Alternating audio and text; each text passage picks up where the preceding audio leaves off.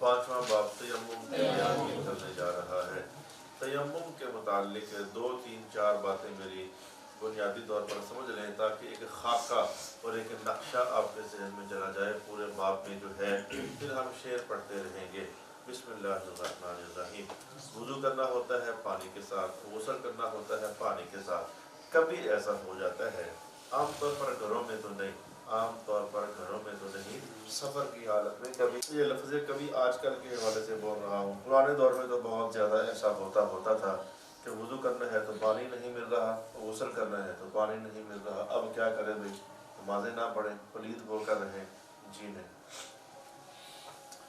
اب حکم یہ ہے کہ وضو کرنا ہے تو تیمم کر لو، اور اگر مثلا غسل کرنا تھا، غسل فرض ہو چکا ہے تو پانی نہیں ہے تو تیمم کر لو۔ تو تیمم یہ پانی کا بھی خلیفہ ہے اور تیمم یہ غسل کا بھی خلیفہ ہے۔ طریقہ میں آپ کو تیمم کرنے کا بتا دیتا ہوں۔ تو پھر تیمم کرنے کے بعد جو کام وضو کر کے ہم کر سکتے تھے وہی کام تیمم کر کے بھی ہم کر سکتے ہیں۔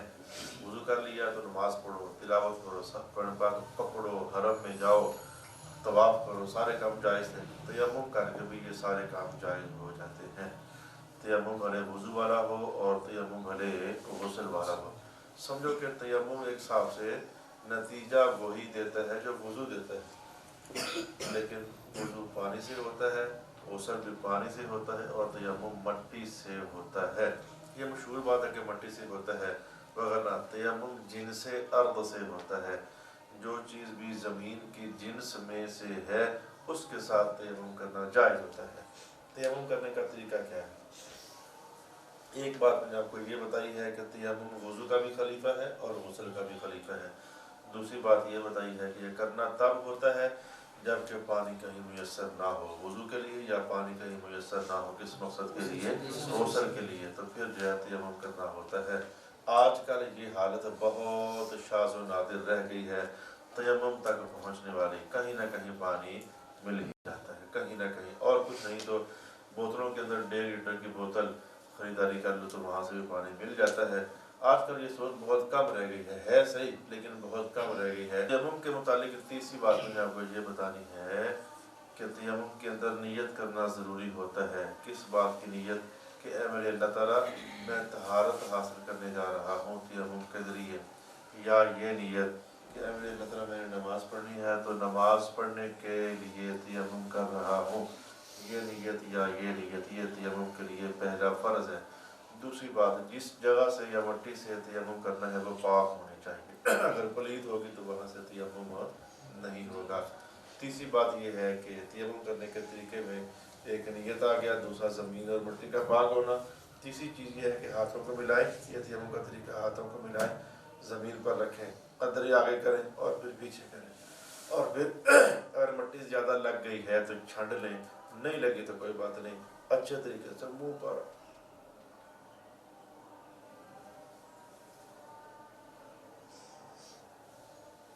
جو جہاں منہ بنتا ہے وہاں ہاتھ پھیر لے، تو اسے کہتے ہیں ضرب اول، یہ ہاتھوں کو زمین پر رکھنا اور اٹھا کر کے منہ پر مارنا، اسے ضرب اول کہتے ہیں، پہلی بار زمین پر ہاتھ رکھنا اور مارنا۔ پھر ضرب ثانی لیں اور پھر پورے بازو پر سجا اور پھر پورے بازو پر کھپا، ہر طرف ہاتھ پھر جائے تو یہ آپ کا پورا ہو گیا۔ یہ خلاصہ کلام اور لیکچر بتا رہا ہوں تاکہ ایک بار مقصد اور تصویر ذہن میں چلی جائے۔ تیمم کرتے وقت مٹی کو ناک میں اور پانی میں منہ میں ڈالنے کا حکم دیا، سہولت دی ہے۔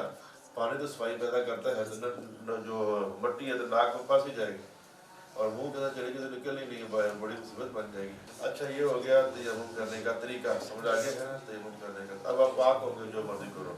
اگلی بات صرف اس فصل میں جو آنی ہے نا وہ یہ ہے کہ جتنی چیزوں سے وضو ٹوٹ جاتا ہے نا اتنی ہی چیزوں سے تیمم بھی ٹوٹ جاتا ہے۔ اچھا وضو کن کن چیزوں سے ٹوٹتا تھا؟ پیش اور پس سے جو کچھ نکلے، اس نے آپ کو سات آٹھ چیزیں بتا دی تھی۔ الٹی کرنے سے وضو ٹوٹتا ہے، تیمم بھی ٹوٹے گا۔ الٹی یا منہ بھر کر الٹی، خون نکلنے سے وضو بھی ٹوٹ جاتا ہے، تیمم بھی ٹوٹ جائے گا۔ خون کا نکلنا یا نکل کر بہنا؟ ہوا کے خروج سے وضو بھی ٹوٹ جاتا ہے تو تیمم بھی ٹوٹ جاتا ہے۔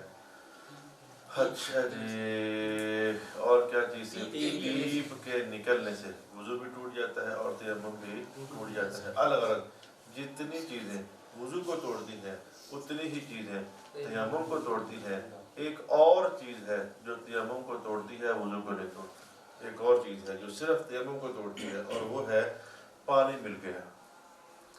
تیمم بھلا کیا کیوں تھا؟ کیونکہ پانی مل نہیں رہا تھا۔ جب پانی مل گیا تو تیمم کی اب وجہ ہی نہیں رہی۔ بلب تو تاں جلایا تھا کہ رات تھی، سورج نکلا نہیں تھا۔ جب سورج نکل گیا تو ہن بلب دی لوڑ رہ گئی ہے، بند نہ بھی کرو تو اپنے آپ ہی بجھ جانا اس میں۔ مطلب سمجھ آ گیا نا؟ تیمم تو تب کیا تھا کہ پانی نہیں تھا، جب پانی مل گیا تیمم نہ رہا۔ جب پانی مل گیا تیمم نہ رہا۔ فارسی زبان کے اندر علماء نے ایک جملہ تیار کر رکھا ہے، چوں آب آیت تیمم برخاست۔ جب پانی آ جاتا ہے تیمم اٹھ جاتا ہے، ختم ہو جاتا ہے۔ تو جتنی چیزیں وضو کو توڑتی ہیں اتنی تیمم کو توڑتی ہیں، اور ایک اضافی شے ہے جو تیمم کو توڑتی ہے، اور وہ کون سی ہے؟ پانی کا مل جانا۔ اور پانی کا مل جانا وضو کو نہیں توڑتا۔ تو بندے نے وضو کیا ہوا ہے تو کسی دوسرے گھر میں گیا تو وہاں پانی پڑا ہوا ہے تو اب وضو بھی ٹوٹ جائے، وضو نہیں ٹوٹتا۔ وضو توڑنے والی وہی چیزیں ہیں۔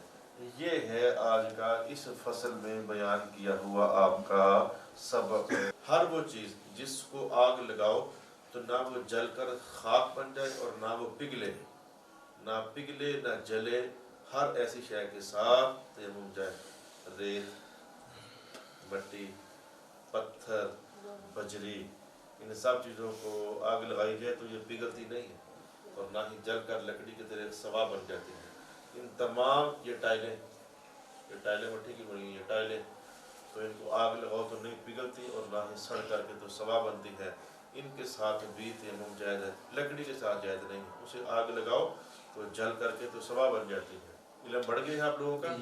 زبان کلامی کافی سارے مسئلے میں نے آپ کو بتا دیے ہیں۔ باب پنجم در بیان تیمم،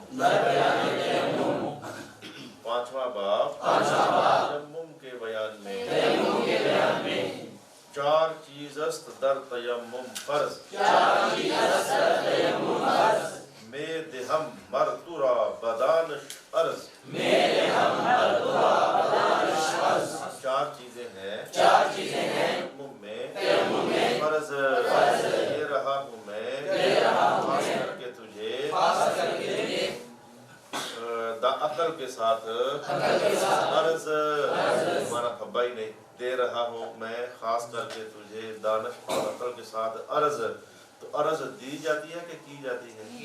زیادہ دہم کا معنی، لفظی معنی تو دے رہا ہوں میں، لیکن معنی کیا کرنا ہے؟ کر رہا ہوں۔ یہ دیکھو ایک بار میں نے اصلی معنی کروایا اور ایک بار جو وہاں جچتا ہے وہ معنی کروایا۔ آپ ترجمہ کرو، کر رہا ہوں میں خاص کر کے تجھے عقل مندی کے ساتھ عرض۔ چار چیزیں فرض ہیں تیمم میں تو عقل مندی کے ساتھ میں عرض کر رہا ہوں، مرد خاص کر کے تورا مجھے۔ نیت و قصد خاک اے سرور، خاک از جائے پاک اے بہتر۔ نیت اور ارادہ مٹی کا اے سردار۔ اے سردار یہ مسئلہ نہیں، یہ شعر پورا کیا ہوا ہے۔ اے سردار مٹی پاک جگہ سے، اے بزرگ بہتر بزرگ۔ بہتر بار شعر سنا سکتے ہو؟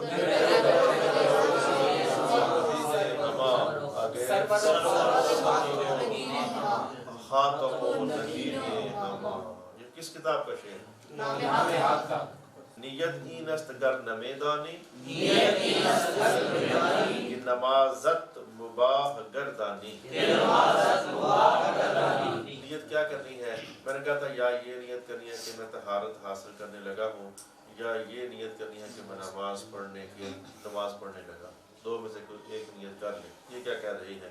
نیت یہ ہے نہیں جانتا تو، اگر نہیں جانتا تو کہ نماز تیری جائز کر لے تو، با جائز گردان کرنا، گردان اپنی کر لے تو، اس کو یوں بھی کہہ سکتے ہیں نماز اپنی جائز کر لے تو، نماز اپنی.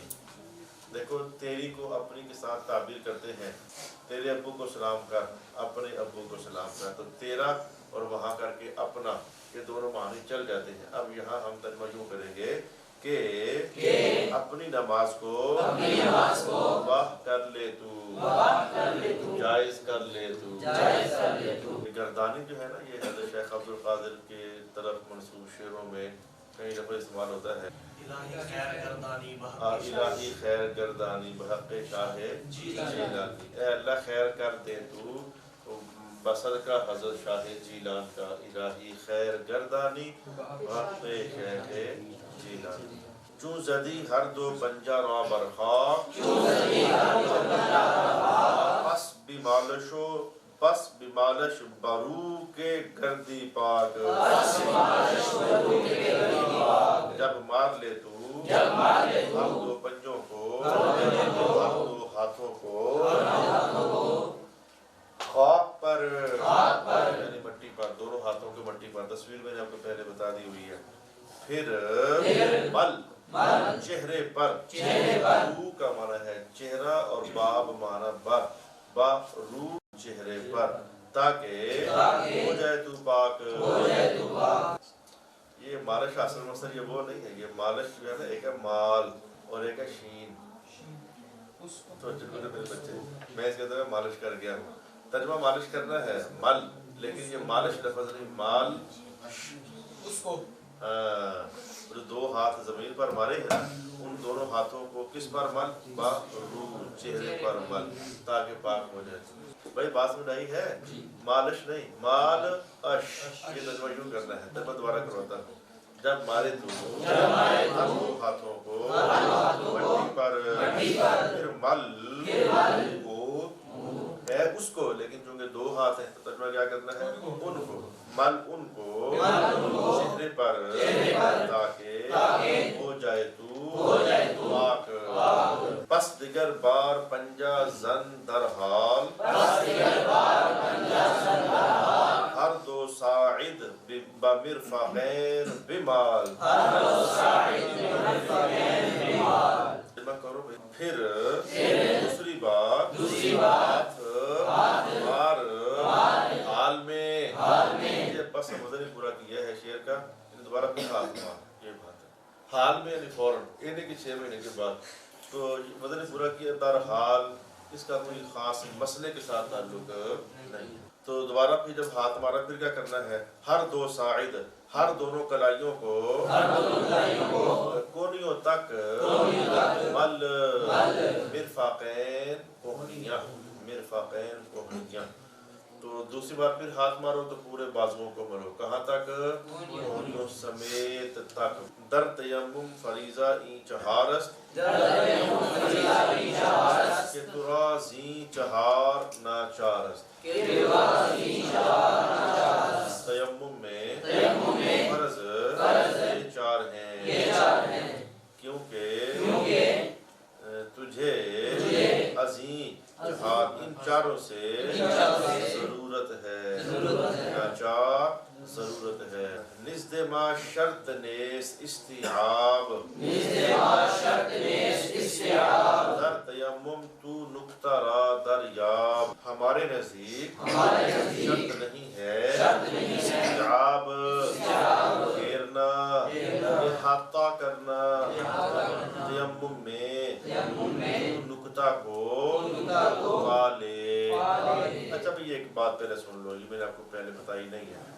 میں نے جو آپ کو بتایا نا مسئلہ تیمم کرنے کا، تو میں نے یوں کہا ہے ایک بار دونوں ہاتھ زمین پر مارو تو چہرے پر اچھے طریقے سے پورا ہر جگہ میں نے کہا کہ جو ہر جگہ ہاتھ لے کر جانا ہے نا، اس کا نام ہے استیعاب. یوں نہیں ہے کہ دیکھو ہاتھ مار کر یہ استیعاب نہیں ہوا. استیعاب یہ ہے کہ صرف اتنا میں آگے پیچھے ہر طرف ایسے بازوں کی بات. پھر اب دوسری بار ہاتھ مار کر تو یوں نہیں کہ بس ایسے کر لیا اور ایسے کر لیا. یہ استیعاب نہیں ہوا. احاطہ کرنا ہے، ایسے آگے پیچھے ہر طرف احاطہ کرنا. اس بزرگ نے ایک ایسا مسئلہ نکل کر دیا جس پر فتویٰ نہیں. استیعاب کرنا تیمم میں ضروری ہے یا کہ نہیں. ایک قول ہے کمزور قسم کا کہ ضروری نہیں ہے، لیکن مضبوط قول اور جس پر فتویٰ ہے وہ یہ ہے کہ تیمم میں استیعاب ضروری ہے. مسائل کے اندر اختلاف ہوتا رہتا ہے، تو اس بزرگ سے بس یہ ہو گیا کہ انہوں نے وہ قول نقل کر دیا جس پر فتویٰ نہیں ہے. ہمارے نزدیک شرط نہیں ہے استیعاب تیمم میں. نقطے کو پا لے. حاشیہ نمبر 5 پر میں آپ کو سمجھاؤں. استیعاب کا شرط نہ ہونا حسن بن زیاد کی روایت کے موافق ہے، اور خلاصہ تجنیس وغیرہ میں بیان کیا گیا ہے کہ استیعاب فرض ہے اور اس پر فتویٰ ہے. لہٰذا اس کا نتیجہ کیا نکلے گا؟ پس انگوٹھی کا اتارنا اور انگلیوں کا خلال تیسری ضرب میں ضروری ہوگا. انہوں نے تیسری ضرب کر دیا، یہ ایک اور نیا مسئلہ پیدا کر دیا. ضربیں 2 ہی ہوتی ہیں، تیمم کے اندر 2 ہی ضربیں ہوتی ہیں. دوسری ضرب سے جب ہم ہاتھوں کو ہر طرف سے استیعاب کر رہے ہیں، انگلی سے انگوٹھی کو ہٹانا ہے. اگر نہیں ہٹایا، پانی تو اپنے آپ پہنچ جاتا ہے، پتلا ہوتا ہے، تو انگلی تو اپنے آپ ہر جگہ نہیں لگ سکتی نا، انگوٹھی کو اتارنا پڑے گا. اتار کر کے تو پھر اگر وہ ہیں چوڑیاں، تو چوڑیوں کے نیچے ہاتھ لگنا ضروری ہوگا. بڑے چوڑیاں اتارو، بڑے آگے پیچھے کر کے ہاتھ لگانا ضروری ہوگا تیمم کے لیے. صورت مسئلہ سمجھ آئی ہے آپ لوگوں کو؟ اگر عورتوں نے کوکا پہنا ہوا ہے، کوکا، پانی تو اندر پہنچ جاتا ہے، انگلی تو نہیں پہنچتی، کوکا اتارنا ہوگا تو جا کر تیمم ہوگا. یہ استیعاب لفظ پر کچھ وضاحتیں میں نے آپ کو بتائی ہیں. یہاں تک کیا ہو گیا؟ تیمم کے 4 فرض ہیں. کون کون سے؟ نیت کرنا، اور دوسرا مٹی کا پاک ہونا، تیسرا ضرب اول، اور چوتھا ضرب ثانی. اب آگے بڑھیں گے. مسائل میں آپ کو بتا چکا ہوں، یعنی اس لیے آپ کو خلاصہ دیکھو اگلے مسائل میں کیا بیان ہونے جا رہا ہے. ہر وہ چیز جو کہ وضو کو توڑ دیتی ہے تو وہ تیمم کو بھی توڑ دیتی ہے. یہ بات بیان ہونے جا رہی ہے، اتنی کو بات ہم صرف پڑھ لیتے ہیں. ہر چی آن ناقض وضو باشد، ناقص اندر تیمم او باشد. ترجمہ کر سکتا ہے ہر وہ چیز جو وضو کو توڑ دیتی ہیں ناقص اندر تیمم کے بھی ہوتی ہے. ترجمہ کریں. ہر وہ چیز جو وہ توڑنے والی وضو کی ہوتی ہے، توڑنے والی تیمم میں وہ ہوتی ہے. وہاں کے قادر شبد بر آب طہور، زو شبد در زمان تیمم دور. غور سے دیکھنا. وہاں کے، اور وہ بندہ جو کہ قادر ہو جائے پاک کرنے والے پانی پر، طہور پاک کرنے والا پانی، آپ والا پانی، طہور والا پاک کرنے والے. تو وہ بندہ کہ قادر ہو جائے پاک کرنے والے پانی پر، زو اصل میں اس سے ہو جائے گا زمان فوراً تیمم دور. کہا ہے کہ تیمم دور ہو جائے گا، مطلب کہ تیمم اس کا ختم ہو جائے گا. جو ہی پانی نظر آ گیا، پانی بھی کون سا؟ پاک. اگر مثلا تیمم کیا ہوا تھا تو پلید پانی نالی میں جا رہا ہے، اس کو دے کر تیمم ٹوٹے گا نہیں. پاک پانی ہو اور اس پاک پانی کو استعمال کرنے کی قدرت بھی بندے کو حاصل ہو جائے تو تیمم اپنے آپ ہی کیا ہو جائے گا. ہر کے میلے سے آب دور بود، ای تیمم ورا طہور بود. ورا اصل میں کیا ہے؟ اورا. اورا اصل میں کیا ہے؟ اورا. میل کہتے ہیں ایک میل کو، جو سفر ہوتا ہے، تو ورا اس کے لیے. باقی ترجمہ آسان ہے. ہر وہ بندہ جو کہ 1 میل پانی سے دور ہو، یہ تیمم اس کے لیے پاکی دینے والا ہوگا. شعر کے اندر جو مسئلہ بیان ہوا ہے نا، तयम्मुम पानी हो तो फिर करना होता है कि पानी ना हो तो फिर करना होता है? अगर पानी हो तो फिर तहारत हासिल करने के लिए क्या करना होता है? वज़ू करना होता है। ये तो बात वाज़े हो गई। अब पानी नहीं है, यूँ तो नहीं हो सकता ना कि पूरी दुनिया में ही पानी ना हो, ये तो नहीं हो सकता। मेरे घर नहीं है, मदरसे में नहीं, कहीं ना कहीं तो पानी है ना। तो पानी कहाँ तक के इलाके में ना हो तो हम कहेंगे लो भी साबित हो गया कि पानी नहीं है, आओ अब तयम्मुम करते हैं। तो जवाब उसका ये है कि जहाँ मैं खड़ा हूँ, 1 मील इधर, 1 मील इधर, 1 मील इधर, 1 मील इधर, चारों तरफ 1 1 मील दूर तक पानी ना मिले तो फिर जो है ना तयम्मुम करना बंदे के लिए जायज़ हो जाएगा। अब यूँ नहीं करना, तकदीर समझो मसले की, अब यूँ नहीं करना कि 1 मील चल कर वहाँ जाओ, पता करके आओ पानी है कि नहीं। तो मील से परे पानी था लेकिन मील तक पानी नहीं था, तब वापस आ जाओ। फिर 1 मील इधर चल के जाओ, फिर वापस आ जाओ। 1 मील इधर चल के जाओ, फिर वापस आ जाओ। यूँ चारों तरफ 1 1 मील जाना है और 1 1 मील आना है तो साबित होना है कि पानी है या कि नहीं है। यूँ स्ट्रगल नहीं करनी है, बल्कि एक अंदाज़ा कर लेना है। जिसे कहते हैं कि यार आज यार कल से ही आज बिजली कोई नहीं है। जब बिजली कोई नहीं, मोटरें भी नहीं चली होंगी तो पानी हमारा भी ख़त्म है। तो यार ये भी कल पानी पे लबने सन, तो पानी इनका भी ख़त्म है। अगर आबादियों के अंदर है बंदा तो पानी कई दिन बिजली हो गई आई को नहीं। तो अब वैसे भी ये जो है ना मसला, ये आबादियों का मसला नहीं होता। आम तौर पर आबादियों में कहीं ना कहीं पानी मिल ही जाता है। इस घर नहीं तो अगले घर से ही, लेकिन फिर भी कई दो दिन बाद का 2 2 दिन तक बिजली गायब रहती है, 2 2 दिन तक। अब पता है कि पानी किसी घर के अंदर भी नहीं मिलेगा, तो तयम्मुम किया जा सकता है। सफ़र हालत सफ़र में हो, 1 मील इधर इधर इधर हालत सफ़र में, तो मैंने ऐसे इलाके देखे हुए हैं। तो इधर भी देखो दूर तक कोई आबादी नहीं, इधर देखो दूर तक कोई आबादी नहीं। मैंने ऐसे सफ़र किए हुए हैं, चारों तरफों में चले जाओ तो दूर दूर तक कोई आबादी नज़र नहीं आ रही होती। तो अंदाज़ा हो गया बंदे को। इसे कहते हैं ज़न्ने गालिब। एक लफ्ज़ आपको आज बताता हूँ, ज़न्ने गालिब। ज़न्ने गालिब हो जाए कि मेरे इधर इधर इधर किसी तरफ भी दूर दूर तक 1 मील दूर तक पानी नहीं है, ज़न्ने गालिब अगर हो जाए बस समझो कि फिर तयम्मुम करना जायज़ हो जाता है। और अगर ज़न्ने गालिब ये हो कि मैं कोशिश करता हूँ उधर करके लगता है कि पानी मिल जाएगा, ये ज़न्ने गालिब होता कैसे है? सफ़र में दूर वैसे कोई शय नज़र नहीं आ रही, लेकिन कोई दुकान नज़र आ रही है, एक दरख्त नज़र आ रहा है जिसके पीछे कोई नीचे कोई बंदा 1 2 बैठे नज़र आ रहे हैं। तो ये ज़न्ने गालिब है, यार बंदे हैं, दुकान है, कोई ना कोई पानी लग ही जाएगा वज़ू करने के लिए। और दूर दराज तक कुछ भी नहीं है तो बस ठीक है, फिर तयम्मुम करना आपके लिए जायज़ हो जाएगा। आज अगरचे हालात व वाक़यात ऐसे हो चुके हैं कि कम ही मौका बनता है कि हम कहें कि आओ भी पानी नहीं है तो तयम्मुम कर लें, कम ही मौका बनता है।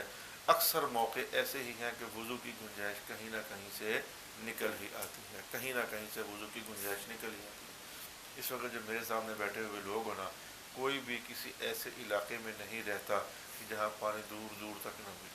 सबको पानी कहीं ना कहीं मिल ही जाता है। लेकिन बाहर कैफ अरबों के यहाँ ये मसला आज भी बड़े ज़ोर शोर से है, पानी वहाँ कम दस्तयाब है, दूर दराज तक सहारा है, पानी है ही नहीं है। बार का मसला समझ आ गया है। और अगर ये ज़न्ने गालिब हो कि मील के अंदर अंदर इधर या कहीं पानी मिल जाएगा, अब बताओ कि उसके लिए तयम्मुम जायज़ होगा या कि नहीं होगा? नहीं होगा। अगले शेर के अंदर यही बात इरशाद फरमाई गई है, देखें, वर बवद आब कम तर अज मीले नेस्त दर ना रवा यशकीले। और अगर वो पानी कम 1 मील से 1 मील फासले से अंदर अंदर पानी मिल जाएगा, अगर सूरत हाल ये है तो नहीं है। दर माना में, ना रवा ना जायज़, शीन माना उसके, कीले कोई बात कोई इख्तिलाफ। ये कीले के माना इख्तिलाफ, कील है ना, कील के माना कोई बात कोई इख्तिलाफ। तो तर्जमा करें, नहीं है उसके नाजायज़ होने में कोई इख्तिलाफ। पानी अगर 1 मील के अंदर अंदर मिल जाए, अब तयम्मुम करने के नाजायज़ होने में कोई इख्तिलाफ नहीं है। बाकी मील होता कितना है, पुराने दौर के नापने के अंदाज और होते थे, آج کے دور میں تو یہ میٹرز بن چکے ہیں، ان میٹرز کے ذریعے سائیکلوں پر میٹر لگے ہوتے ہیں، موٹر سائیکلوں پر میٹر لگے ہوتے ہیں جو میئر کر کے دے دیتے ہیں کہ بھی 1 کلومیٹر کتنا ہوتا ہے۔ تو چلیں، میل در شرح سلس فرسنگ است، گر تو را دانش است و فرہنگ است۔ 1 میل شریعت میں فرسنگ کا تیسرا حصہ ہے۔ اگر تجھے عقل ہے اور فہم ہے۔ فرسنگ، 1 فرسنگ 3 میل کا ہوتا ہے، تو پھر 1 میل فرسنگ کا تیسرا حصہ ہوگا۔ یہی بات، سیدھی سی بات، کیونکہ مشکل کہانی نہیں۔ پرانے دور میں کہتے ہیں یہ 2 کوہاں بندہ رہنا، 2 کوہاں یہ کو اور 3 فرسنگ، فرسنگ کو، یہ پرانے دور کی اصطلاحات ہیں، لیکن آج کے دور میں ہر پاسے کلومیٹرز کلومیٹرز۔ تو کئی بار لوگوں سے پوچھو نا، یار یہاں گجر خان سے لے کر مندر تک کتنا کو فاصلہ ہے؟ 10-15 منٹ کا۔ 10-15 منٹ نہیں، یہ بتا کتنے کلومیٹر ہے؟ یہ کہنا کہ 10-15 منٹ ہے، یہ تو بیوقوفی ہے۔ اگر رش ہوگا تو آدھا گھنٹہ لگ جائے گا، اور اگر رش نہ ہو تو 7 منٹ لگ جائے گا۔ یہ ٹائم کے ساتھ راستہ نہیں بتاتے ہوتے کتنا کو راستہ ہے، 10-15 منٹ کا راستہ ہے۔ سڑک صاف ہے، جلدی پہنچ جاتا ہے، ٹوٹی ہوئی ہے، دیر سے پہنچتا ہے۔ بتانا یہ ہوتا ہے کتنے کلومیٹر بنتے ہیں، تقریباً راستہ بتانے کا یہ طریقہ ہوتا ہے کتنے کلومیٹر بنتے ہیں۔ سلس فرسنگ ہست 4000، از قدم ہائے اشتر رہوار۔ رہوار کہتے ہیں تیز چلنے والا، رہوار تیز چلنے والا۔ اشتر اور شتر ایک ہی معنی ہے، کیمل۔ اونٹ کو شتر کہتے ہیں اور اونٹ کو اشتر بھی کہتے ہیں، لیکن زیادہ مشہور شتر ہے۔ شتر کا معنی اونٹ، اور مرغ اور فارسی زبان میں پرندے کو کہتے ہیں۔ ہمارے ہاں جس کو کہتے ہیں مرغا، وہی پرندہ ہوتا ہے۔ تو مرغ کا اصل معنی پرندہ ہوتا ہے، شتر کا معنی اونٹ ہوتا ہے۔ تو شتر مرغ 2 باتیں کٹھی ہو گئیں تو وہ جو ہوتا ہے، جیسے اونٹ ہوتا ہے نا، اس کی لمبی ٹانگیں تو لمبی گردن، تو جس کو شتر مرغ کہتے ہیں اس کی بھی لمبی ٹانگیں اور لمبی گردن۔ تو لمبی ٹانگیں اور لمبی گردن دیکھو تو لگتا ہے شتر ہے، پر دیکھو تو لگتا ہے کہ پرندہ ہے یعنی مرغ ہے، تو ملا کر کے کیا بن گیا؟ شتر مرغ۔ فرسنگ کا تیسرا حصہ ہے 4000، تیز چلنے والے اونٹ کے قدموں سے۔ یہ پہلے مسئلہ سمجھ لو ہے کیا، 1 میل کتنا ہوتا ہے؟ کبھی اس کو یوں کہا کہ 1 فرسنگ کا تیسرا حصہ 1 میل ہوتا ہے۔ اچھا جی، 1 میل کتنا ہوتا ہے؟ 1 میل 4000 قدم کا ہوتا ہے۔ 4000 قدم کس کے؟ انسانوں کے؟ جی نہیں، کس کے؟ اونٹ کے۔ اونٹ 4000 قدم اٹھائے تو 1 میل بن جاتا ہے۔ اب چاہو تو یوں کہہ لو 1 میل 4000 قدموں کا ہوتا ہے، اور چاہو تو یوں کہہ لو 1 میل فرسنگ کا تیسرا حصہ ہوتا ہے، بات ایک ہی ہے۔ 1 فرسنگ میں 12,000 قدم ہوتے ہیں۔ اونٹ کے 12,000 قدم ہوں تو 1 فرسنگ بنتا ہے اور 3 میل بنتے ہیں۔ تو لہذا 1 میل فرسنگ کا تیسرا حصہ ہے، یعنی 1 میل 4000 قدم کا ہوتا ہے۔